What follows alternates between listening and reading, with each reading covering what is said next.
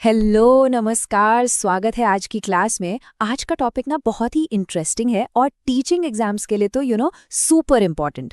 हम बात करेंगे लैंग्वेज एक्विजिशन और लैंग्वेज लर्निंग की, मतलब भाषा अर्जन और भाषा अधिगम। भाई ये दोनों हैं क्या, इनमें फ़र्क क्या है और कैसे हम कोई भाषा नेचुरली सीख जाते हैं और किसी भाषा के लिए हमें मेहनत करनी पड़ती है। चलिए समझते हैं। चलिए मेन टॉपिक पर आने से पहले ना एक सवाल, सब लोग जरा सोचिए, याद करिए अपना बचपन। जब हम सब अपनी पहली भाषा, अपनी मदर टंग बोलना सीख रहे थे, तो क्या किसी ने भी ग्रामर की किताब उठाई थी या मम्मी पापा ने रूल्स सिखाए थे? नहीं ना। बस यहीं से हमारा आज का डिस्कशन शुरू होता है। तो एक्विजिशन और लर्निंग, इन दोनों को समझने के लिए सबसे पहले हमें ये समझना होगा कि लैंग्वेज यानी भाषा आखिर है क्या। क्या ये सिर्फ कुछ शब्द है? नहीं, ये उससे कहीं कहीं ज्यादा है। लैंग्वेज ना सिर्फ कम्युनिकेशन का टूल नहीं है, ये तो हमारी पूरी सोसाइटी का, हमारे नॉलेज का, हमारे कल्चर का, समझ लीजिए फाउंडेशन है, एक नींव है। इन 4 पिलर्स को देखिए। भाषा से ही हम अपने थॉट्स एक्सप्रेस करते हैं, हमारी सोशल लाइफ को मीनिंग मिलता है, हम ज्ञान पाते हैं और हमारी पूरी सभ्यता, कल्चर, आर्ट सब इसी से तो डेवलप होता है। चलिए तो अब आते हैं हमारे टॉपिक के पहले हिस्से पर, भाषा अर्जन यानी लैंग्वेज एक्विजिशन। अर्जन का मतलब ही होता है अक्वायर करना। ये वही नेचुरल प्रोसेस है जिससे हम सब ने अपनी पहली भाषा, अपनी मदर टंग सीखी थी। तो सवाल ये है कि ये एक्विजिशन है क्या? देखिए, ये ना किसी भी लैंग्वेज को सबकॉन्शियसली, मतलब अवचेतन मन से सीखने का प्रोसेस है। इसमें हम कोई कॉन्शियस एफर्ट नहीं करते, कोई मेहनत नहीं करते, बस अपने आप सीखते जाते हैं। इसका सबसे बढ़िया एग्जाम्पल क्या है? एक छोटा बच्चा स्कूल जाने से बहुत पहले ही घर पर अपने आसपास के लोगों को सुन सुनकर बोलना सीख जाता है। कोई उसे ग्रामर के रूल्स नहीं सिखाता, है ना? तो इसके जो मेन कैरेक्टरिस्टिक्स हैं, जो की पॉइंट्स हैं, वो क्या हुए? पहला, ये एक एकदम नेचुरल, स्वाभाविक प्रोसेस है। दूसरा, ये सबकॉन्शियस होता है, हमें पता भी नहीं चलता कि हम कुछ सीख रहे हैं। तीसरा, ये इनफॉर्मल होता है, कोई क्लास, कोई टीचर, कोई करिकुलम नहीं, बस आसपास के माहौल से होता है। और ये ज्यादातर हमारी मातृभाषा, हमारी मदर टंग से जुड़ा होता है। ठीक है, तो अगर एक्विजिशन इतना नेचुरल है, तो फिर दूसरा तरीका क्या है? सिक्के का दूसरा पहलू क्या है? यहीं पर आता है हमारा दूसरा कॉन्सेप्ट, भाषा अधिगम यानी लैंग्वेज लर्निंग।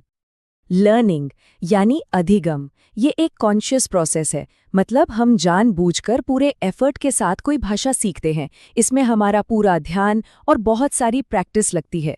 फॉर एग्जाम्पल, जब हम स्कूल में इंग्लिश, फ्रेंच या कोई भी दूसरी भाषा सीखते हैं, तो वो लर्निंग है, एक्विजिशन नहीं। तो ये एक्विजिशन से एकदम उल्टा है। लर्निंग एक फॉर्मल प्रोसेस है जिसमें टीचर्स होते हैं, किताबें होती हैं, रूल्स होते हैं, बिल्कुल वैसे ही जैसे हम क्लास में कोई दूसरा सब्जेक्ट पढ़ते हैं, राइट? ओके, अब आते हैं सबसे इम्पॉर्टेंट पार्ट पर। एग्जाम में सबसे ज्यादा सवाल यहीं से बनते हैं, एक्विजिशन वर्सेस लर्निंग। इन दोनों के बीच का जो मेन डिफरेंस है, उसे अब हम समझेंगे। तो एकदम हाई लेवल पर देखें तो फर्क क्या है? एक्विजिशन है सबकॉन्शियस यानी अवचेतन, और ये जुड़ा है हमारी मदर टंग से।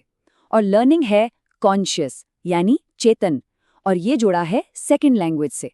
ये सबसे बड़ा और सबसे बेसिक डिफरेंस है। चलिए इस टेबल से ये और भी क्लियर हो जाएगा। बेसिस ऑफ डिफरेंस देखते हैं। पहला है प्रोसेस, अर्जन है सबकॉन्शियस, अधिगम है कॉन्शियस। दूसरा नेचर, अर्जन है नेचुरल और स्पॉन्टेनियस, मतलब स्वाभाविक, जबकि अधिगम रूल बेस्ड, नियमबद्ध है।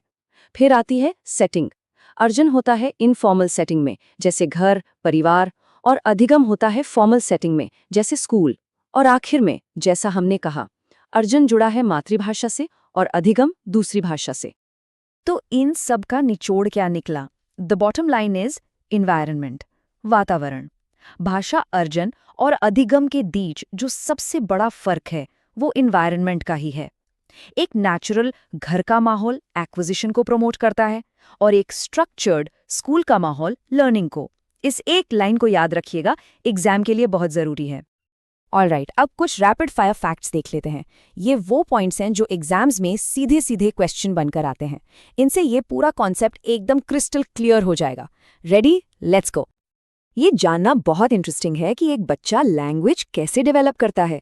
इसके कुछ स्टेजेस होते हैं। देखिए, 6 हफ्ते का बच्चा कूइंग करता है, फिर 6 महीने का होते होते बैबलिंग करने लगता है, 1 साल तक आते आते वो एक एक शब्द बोलने लगता है, फिर 2 शब्द वाले वाक्य, और 2 से 4 साल के बीच में तो वो लंबे लंबे सेंटेंसेस बनाने लगता है। ये पूरा का पूरा प्रोसेस लैंग्वेज एक्विजिशन का एक परफेक्ट एग्जाम्पल है। और जरा ये ग्राफ देखिए, इट्स अमेजिंग। प्रोफेसर स्मिथ की एक स्टडी बताती है कि बच्चों की वोकैब्युलरी कितनी तेजी से बढ़ती है। सोचिए, 1 साल का बच्चा सिर्फ 3 शब्द जानता है, 2 साल में 272 और 5 साल का होते होते 2000 से भी ज्यादा शब्द। ये है पावर ऑफ एक्विजिशन। कोई किताब नहीं, कोई क्लास नहीं, बस माहौल से इतनी learning. Okay, next exam allot. इस बात को एकदम गांठ बांध लीजिए, हमारी मदर टंग, हमारी मातृभाषा हमेशा अक्वायर की जाती है, अर्जित की जाती है, उसे लर्न नहीं किया जाता। ये एक नेचुरल प्रोसेस का नतीजा है। अच्छा, एक बहुत कॉमन कंफ्यूजन है जो यहाँ क्लियर करना जरूरी है।